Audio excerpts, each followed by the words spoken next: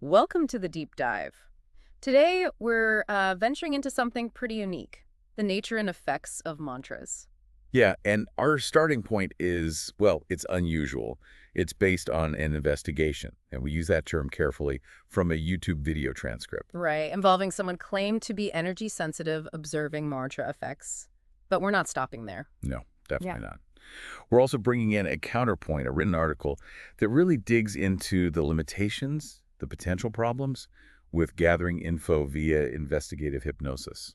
So the mission today is to pull out some hopefully surprising insights about mantras, going beyond, the usual stuff. Exactly, exploring potential hidden aspects from this singular investigation, but keeping a critical eye on how they got this information. We know you want knowledge that's quick but thorough, so hopefully we'll hit some aha moments. Let's hope so. It's definitely an intriguing topic with some unexpected twists in these sources. Okay, let's dive into that first source, the investigation video. This person, Nais, described as energy sensitive.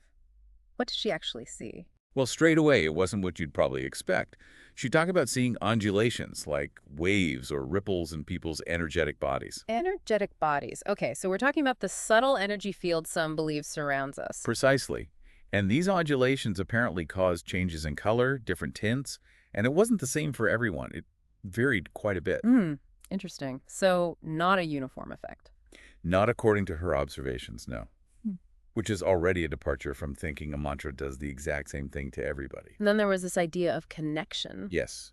She reported that the mantras seemed to create a kind of link or cord between people physically near each other. Like the energy wasn't just personal, but was, I don't know, creating a shared field or something. That's the impression, yeah. As if the sound vibrations were actively connecting the individuals present, energetically speaking, based on her view. Okay, then the focus moved to the mental body. What happened there? This is where it gets quite intense. The transcript says Nais saw the mental body having really rapid shifts, frequency changes, color changes, Described how? as agitated Oh. and in ebullition, like boiling almost. The frequencies she perceived were linked to affolement. Which is like panic, agitation.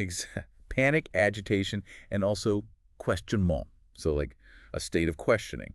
Definitely not the calm, serene picture we associate with mantras. No kidding. That sounds counterproductive if you're aiming for peace. Right. The idea that mantras might stir up agitation in the mind is, well, it's pretty contrary to their common purpose. Makes you wonder about sound patterns and psychological effects. And it didn't stop at the mental body, did it? Yeah. What about interactions between these energetic bodies? This is another really striking observation. She consistently described an exchange happening, frequencies, colors moving between the bodies. Okay, an exchange sounds potentially good, like sharing energy. You'd think so, but no. She repeatedly called it a discordance, a lack of harmony. Discordance, so not a smooth blending. Apparently not. And even more surprising, this discordant exchange seemed to, quote, exhaust the energetic bodies. Exhausts them, even if the person felt good reciting the mantra. Yeah, that's the paradox she reported. The person might feel okay, even good initially, but energetically, underneath, they were becoming perturbed, disharmonized, and it took time to recover. Wow, that suggests a potential split between conscious feeling and what might be happening energetically, according to this view. Precisely. A disconnect that could be misleading if you're only judging by immediate feelings. Did they pinpoint specific mantras being more powerful or problematic? They did, according to Nais's observations in the video. One mantra with the sound zh Like the French word for I? seems like it. That one, and another with a very deep A sound like ah. These apparently stood out. Just louder. Not just volume. It was attributed to their resonance, their specific vibratory frequency. And she also mentioned something about sacred geometry. Secret geometry, how does that fit in? It's a bit abstract, but the idea seemed to be a link between a specific letter-like form and the frequency, contributing to these intense vibrations. And were these intense vibrations good? Calming. Quite the opposite, according to the report. They were described as not energetically pleasant or calming. Again, contradicting common belief. So these specific sounds, the J and the deep A, were they flagged as risky? Yes, very much so. Perceived as potentially dangerous because they reportedly caused severe energetic perturbation, big frequency swings, and this unnatural energy mixing between people. Unnatural mixing, like boundaries breaking down. That seems to be the implication. Yeah. She even gave an example of a monk using mantras repetitively, describing it as energetically harmful, potentially even physically damaging over time due to cellular vibration. That's a strong claim. Harmful. Physically. It's a very strong claim presented in this source, yes. Linking repetitive mantras used directly to energetic harm and potential physical detriment. What about people just hearing mantras, not reciting them? Any effect? Apparently, yes. Reported subliminal reactions. Some parts of their being, sort of, Yeah. seem disinterested or even annoyed by the disruption. Annoyed by a mantra. That's what was reported. Others apparently experienced a strong dissonance, like a clash, and even a shock-like vibration just from being exposed. A shock, just from hearing it. That's the description, suggesting the effects might not require active participation, according to this investigation. And get this, what about skeptics, people who don't believe in any of this? Even they weren't exempt, reportedly. Non-believers reciting mantras also experienced this subliminal shock, leaving them feeling hébété. Hébété. That French word again. Bothered, stupefied. Yeah, something like that. And this feeling apparently came back every single time they recited or even just heard that same mantra. So belief or lack thereof didn't seem to matter for the specific reaction. According to this account, no. It challenges the idea that mantra effects are purely psychological or faith-based. It suggests something more fundamental, energetically speaking, was happening. Why would the subliminal part be annoyed, though? Did they offer an explanation? The investigation suggested it was because that part was, like, busy with its own stuff, its own creations or processes, and it perceived the mantra's energy as a disruptive wave interfering. Like an unwanted interruption on an energetic level. Kind of, yeah. Intrusive or just out of sync with what that part of the person was doing. Okay, but you mentioned earlier that sometimes the physical body felt good, even blissful, while this perturbation was happening. How do they explain that? They put it down to a disconnect, a lack of pre-existing connection between the subliminal parts and the physical body's awareness. So the body's feeling good, maybe producing endorphins or whatever, but the deeper energetic levels are disturbed. That's the explanation offered. The physical generates a well-being signal, but the subliminal is reacting negatively, and the two aren't communicating effectively about it. A deceptive experience, potentially. And for those non-practitioners who felt that initial shock, what happens with repeated exposure? The report suggested the subliminal could become wary, even fearful. It might start producing a strong fear frequency in response to the mantra. Like developing an aversion, but on an energetic level? Exactly. Learning to anticipate and react negatively, even passively, which hints at potential unintended consequences. Did they give any real-life examples? They did mention one, Marissa, a 45-year-old European woman, not religious, but using mantras for stress relief, well-being, busy life, you know the type. Yep, very common. According to the investigation, her subliminal was trying to signal the negative effects. But her conscious mind, her physical self, was too focused on external wellness stuff, diet, health trends, psychology, to pick up on it. So tuning out the inner signals because she was focused on the outer practices. That was the interpretation given, yes. Prioritizing conscious efforts while maybe missing subtler cues. Then things got even stranger, right? The investigator addressing the subliminal. Yeah, this part is definitely unconventional. Reportedly, they spoke directly to Marissa's subliminal. It apparently expressed fear, feeling unaware of its own power, its role as the captain, providing frequencies for the body. And encouraging it helped. Apparently so. Encouraging it to expand serenity and joy led to it feeling better, more in control. It even became ready, supposedly, to remove hindering programs. Hindering programs. Related to what? Things related to her open spirituality, her eclectic beliefs. The prediction was that this internal shift would speed up positive changes in her physical reality. Okay, that's deep into the framework of this specific investigation. Very specific claims there. Very specific. It does highlight their perspective, though, that these subliminal layers hold significant sway over well-being and how we experience these practices. Let's go back to the general effects. That ebullition, the boiling, how else did they describe it? They used an analogy, likened it to creating pathways between the energetic body's mental, emotional, sexual, where colors would mix but not truly blend. Like oil and water. Exactly. Immiscible substances forced together. This was said to perturb all those bodies, creating disharmony across the board. And if someone does this regularly, regular mantra use. The suggestion was these pathways could remain open, leading to continuous energetic mixing. With consequences. Yes, potentially serious ones for the physical body. The list included physical illness, pain, a supposed darkening of cells. Darkening of cells. That sounds ominous. It does. Also irritability, anger, physical exhaustion, chronic fatigue, even feelings of devaluation, inferiority complexes. Wow. And people might still continue the practice through all this. That's what the investigation suggested, believing they just need to do more mantras, pushing harder, not realizing the practice itself might be contributing, according to this source. Which leads to questioning the benefits altogether. Right. The investigation directly challenged the belief that mantras promote well-being, healing, prosperity. It floated the idea, Yeah. and this is a very provocative one, that this belief system might stem from a non-human program or conditioning aimed at, quote, enslavement as part of an experiment. Okay, enslavement experiment. That's a huge leap. Very conspiratorial sounding. It is an extreme claim, absolutely. We're reporting what's in the source material here, not endorsing it, but that's the perspective presented. And they didn't stop there, right? They questioned the historical associations. They did, suggested the common links mantras with India, Hinduism, Buddhism might be a deliberately constructed legend. A legend. To do what? To make the practice seem acceptable, respectable, while masking these alleged harmful energetic effects.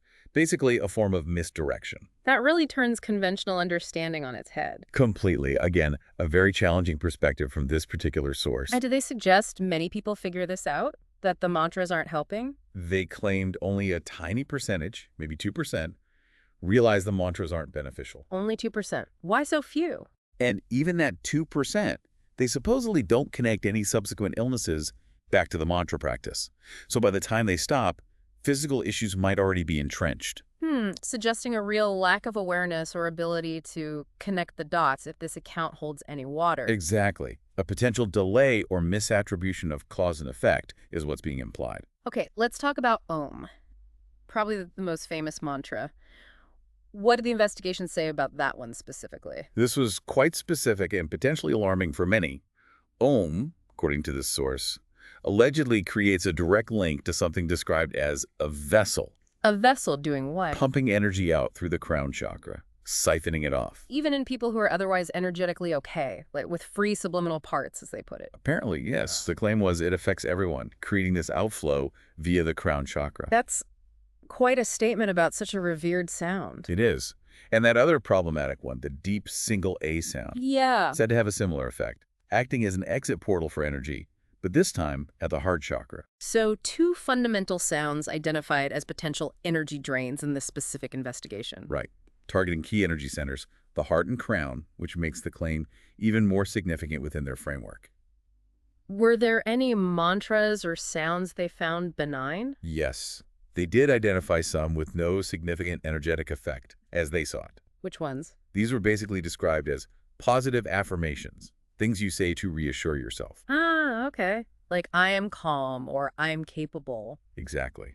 These were seen as primarily offering physical or psychological reassurance, not really perturbing the energetic bodies.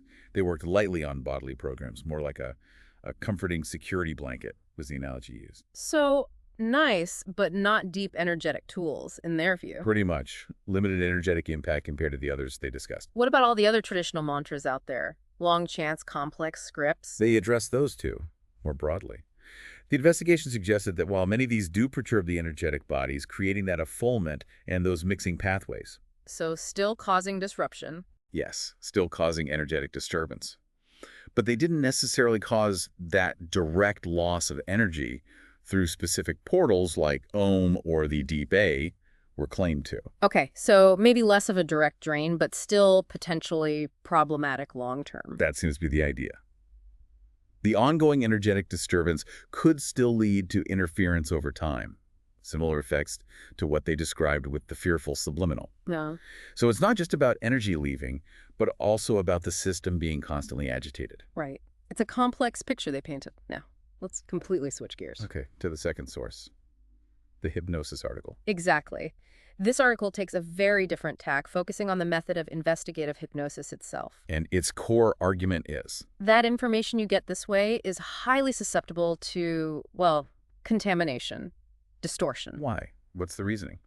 Because the information has to travel, so to speak, through multiple dimensions, different densities, different levels of reality or consciousness. And through all the filters of both the conscious and unconscious mind of the person being hypnotized and potentially the operator too. So multiple potential points where the signal can get warped or misinterpreted. Precisely. It's a critical look at the methodology. Do they give examples to make that clear? Yeah, some good analogies, like trying to communicate clearly underwater using just your vocal cords, or like two people trying to talk in completely different languages. Okay, you'd lose a lot in translation. Right. Or trying to interpret gestures between cultures where, say, a nod means no instead of yes. High potential for getting things wrong. Makes sense. Those analogies really highlight the difficulty. So, based on all this, the article argues pretty strongly What's the conclusion about using it for fact-finding? that relying on a single investigative hypnosis session to get specific factual data is basically counterproductive, unreliable. Which is a direct challenge to the kind of singular investigation we were just discussing about mantras. Exactly. A major point of difference between our sources here, the hypnosis article is saying, hold on, you can't just take this stuff as fact. Does the article say hypnosis is useless then? No, not at all. It clarifies their use of hypnosis. It's not primarily for fact-gathering, it's more therapeutic. How so? To reach the client's own esoteric issues, their personal stuff, and work on that. The information that comes up is seen as a vehicle, a tool for insight and healing for that person, not necessarily objective truth about the wider world. Right. It's not an instruction manual, more like a symbolic map of the client's inner world or perceived issues. The intention behind the hypnosis is key. So, if you did want to use hypnosis to find potentially reliable information, how would you do it, according to this article? It requires a much more rigorous process, not just one session, Multiple sessions. numerous sessions, and ideally with different operators, different hypnotists, Why different operators? to minimize the risk of contamination or bias from just one person or one group's perspective influencing the results. Okay, so lots of data, multiple perspectives. Then what? How do you find the reliable bits? Reliability, the article suggests, comes from finding patterns, identifying information that pops up consistently across many, many sessions with different people who aren't connected. Things that keep recurring independently. Exactly. They give examples of info they consider potentially more reliable because of this kind of consistency. Like what? Things like reported characteristics of certain alleged extraterrestrial types, greys, reptilian-like beings, mantis types. Also, descriptions of how Mars supposedly looks, mentions of etheric underground places beneath cities. Etheric underground locations. Yeah, and certain types of alleged energetic implants and their functions. Things that unrelated people describe in very similar ways across many sessions. But is this common? Does most of the information show this consistency? No, and this is crucial. They state this consistent information is a tiny fraction of everything gathered, maybe only 2 or 3%. Wow, only 2–3%. So the vast majority is less reliable, more Yeah. personal. That's the implication. It really underscores the challenge of sifting through it all to find those potential common threads, while acknowledging most might be subjective or distorted. Does the article mention other difficulties in getting specific info? Yes. For instance, the subliminal part of the person under hypnosis might simply not authorize releasing information about other people, especially if they aren't directly involved in the client's issues. So, privacy blocks, essentially. Kind of. And even if information does come through about someone else, you have no way to be sure it's accurate. Is it authorized? Is it being manipulated by some other influence? You just can't know for sure. Right. That makes investigating specific events or people incredibly tricky using this method. Definitely poses significant limitations for purely investigative aims involving third parties. How else do they stress the need for caution? They use another analogy comparing information sources online. You wouldn't trust a random blog the same way you might trust an official news site, right? You vet the source. Makes sense. Apply critical thinking regardless of where the info comes from. Exactly. Whether it's from the internet or from an altered state of consciousness, you need to evaluate credibility. So what's the final takeaway from this second source, the hypnosis article? Essentially, if you want to investigate broad topics with hypnosis, you need a ton of data from many sessions to even begin to filter out common, potentially reliable elements. But it's more feasible for specific topics. Yes, narrowing the focus helps. They give an example, like investigating a specific issue within an organization. That makes gathering potentially relevant pieces easier.